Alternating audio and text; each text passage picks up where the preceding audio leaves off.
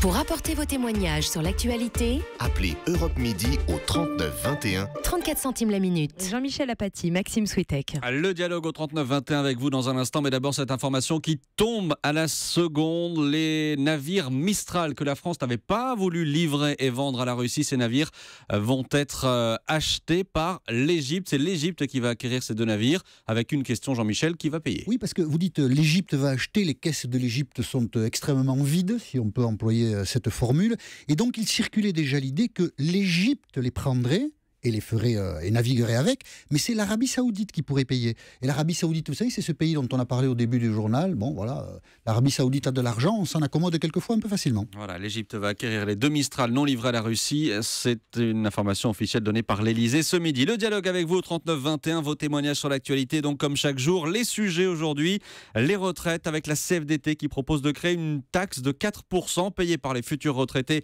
pour sauver les régimes complémentaires. Vous êtes concernés, vous nous appelez au 39-21. Le tri sélectif nouvelle génération, il va être simplifié. Quel trieur êtes-vous? 39-21 là aussi. Mais d'abord, Jean-Michel, le scandale Volkswagen. Avec, pour commencer ce dialogue sur ce scandale, Vincent qui nous a appelé de Nice. Bonjour Vincent. Oui, bonjour Jean-Michel et bonjour aussi à Maxime. Bonjour. Nous sommes ravis de vous accueillir sur l'antenne d'Europe 1. Alors, je lis que vous avez acheté beaucoup de Golf. C'est ça? Oui, en donc fait, des Volkswagen.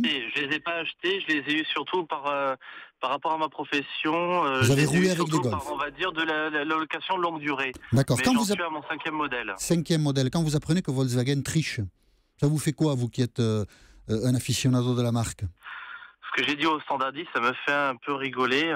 Parce Pourquoi? que ça me rappelle un peu, parce que j'ai une patience éleveuse, ça me rappelle un peu l'affaire Festina. Du genre, tiens, c'est marrant, au vélo, on se dope. Et donc là, c'est rigolo, tout à coup, dans le secteur automobile et dans le lobbying automobile, on triche. Et c'est pas une surprise pour vous?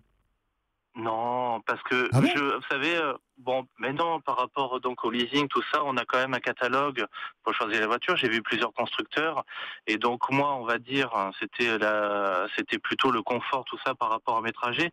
Je suis infirmier en libéral, je fais et de l'extra-urbain, ce qu'ils appellent donc de l'autoroute, et beaucoup d'urbain. Donc en ville, je voyais les consommations et je voyais ce que je faisais. Je roule pas comme on dirait dans le sud un cacou. Je roule normalement. J'ai pris toutes les options justement, leur fameuse qu'ils appellent Blue Motion pour la Golf. Je cite pour la Golf. Oui. Le fameux Blue Motion, la boîte automatique qui est vraiment à 7 vitesses, étagée, spéciale pour la ville. Toutes les options exprès pour consommer moins et surtout être le plus écologique. Et je voyais bien que les chiffres entre ce qui avait marqué sur le catalogue et ce qui se passait réellement, c'était minimum 1,5 litre de carburant consommé en plus, voire 2 litres. La consommation était supérieure à ce qui était annoncé par le constructeur. Évidemment. Ça évidemment. Mais là, la triche de Volkswagen est un peu différente. Volkswagen avait installé, si l'on a bien compris, un logiciel assez sophistiqué pour que les émissions de gaz polluants soient ou apparaissent moins importantes qu'elles n'étaient en réalité. Ça, c'est un peu autre chose que la consommation d'essence, quand même. Vous polluez peut-être plus que vous ne l'imaginez avec votre Golf. Voilà. Là, je pense que je consomme plus que ce que... Là, non, vous polluez peut-être plus. Le véhicule là que j'ai là actuellement, oui, il a été construit au mois de juin, je l'ai reçu au mois de juillet. Oui, je pense qu'il consomme plus. Mais j'allais vous dire, mais c'est pour ça que je vous prenais est-ce que ça va être le premier qui va tomber ou est-ce que c'est que le début d'une conséquence? Moi, vraiment, je suis pas allé chez le concessionnaire, j'ai pas été pleurer ou j'ai pas été dire ou avec colère, mon Dieu, mais qu'est-ce que vous m'avez fait? Vous m'avez trahi, vous m'avez trompé sur la marchandise. Non. D'accord. Ça se voyait et je pense que tous ceux qui ont tous les véhicules du groupe Volkswagen voyaient très bien, et même d'autres groupes français ou étrangers, on voit très bien que quand même il y a quelque chose qui tient pas la route, parce qu'on voilà. On enregistre votre raisonnement, Vincent, et merci d'avoir appelé le 39-21 pour joindre Europe 1. Vous n'êtes pas plus choqué que cela par les révélations qui sont faites autour des tricheries de Volkswagen. Bonjour Franck. Oui, bonjour. Vous nous appelez de Pernes-les-Fontaines, dans le Vaucluse. Exactement. Vous êtes chef d'entreprise. Vous roulez en Volkswagen ou pas forcément? J'ai roulé beaucoup en Volkswagen, je roule en allemande aujourd'hui. D'accord, donc vous définissez comme un passionné d'automobile. Est-ce que vous êtes déçu de voir qu'un grand constructeur comme Volkswagen ment, triche? Ça vous déçoit, Franck? Non, ça ne me déçoit pas. Moi, en fait, c'est pas le terme le plus adapté. Je ne cautionne pas. D'accord. Je trouve ça déplorable, certes, mais ça masque un phénomène, à mon sens, plus grave, qui est celle de la contrainte. Aujourd'hui, on demande aux moteurs d'être de plus en plus performants, d'être de plus en plus efficients, de consommer de moins en moins. On met des normes partout. Et je crois que la vraie problématique du mensonge Volkswagen tient plus aux normes drastiques imposées que réellement à ce petit logiciel qui permettait de passer outre les contrôles. Ah, vous trouvez que les normes sont trop sévères et que du coup, c'est une incitation à tricher pour les constructeurs? Exactement. Je vous donne une toute petite anecdote. Vendredi, je vais acheter un congélateur. Comme vous le savez, je suis dans le sud, à Pernay-Fontaine. Il fait chaud l'été. L'hiver, il fait, disons qu'il s'est tempéré. J'achète mon congélateur, un grand congélateur, d'accord. Mais la dame me dit, si vous le mettez dans le garage, il faut faire attention parce que ce congélateur répond aux dernières normes européennes sur l'écologie. Bon, très bien, j'ai dit alors. Et alors, il fonctionne qu'entre 18 degrés, température ambiante, et 32 degrés.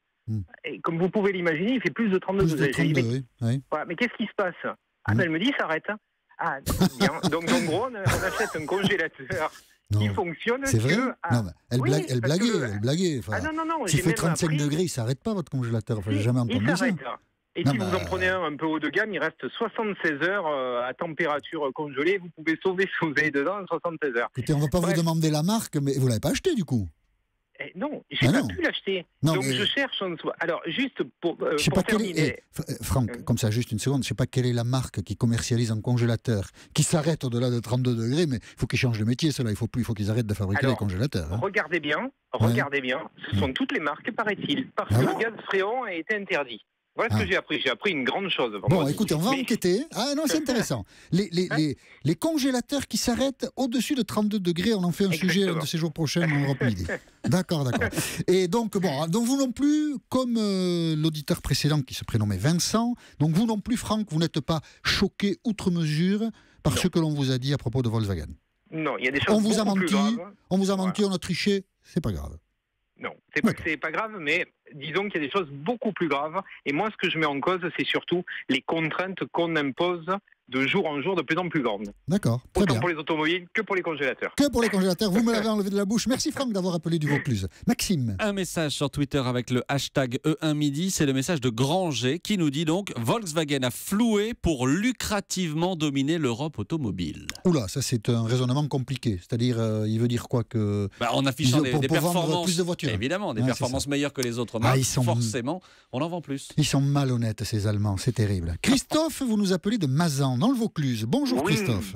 Oui, bonjour. Alors là, je ne sais pas comment vous avez fait, mais c'est fabuleux parce que j'habite à Mazan, qui est juste à côté de Pernay-les-Fontaines. Et voilà, écoutez... c'est génial. Et le pire, c'est que moi, je ne suis pas un aficionado. Vous avez dit. Aficionado. Voilà, c'est ça. C'est ce genre de personne qui ne voit un petit peu qu'avec des œillères, c'est ça. Mais c'est vous, moi, je ne suis pas comme ça. C'est vous qui avez appelé le 3921 ? Oui. C'est vous qui l'avez appelé. Oui. Alors, vous avez acheté un Volkswagen déjà, Discovery ? Pas du tout. Non. En fait, je me suis renseigné donc sur la route de Pernay-les-Fontaines chez Audi pour acheter un véhicule, un 4x4, donc qui consomme énormément, mais qui avait une écotaxe de 4 000 €.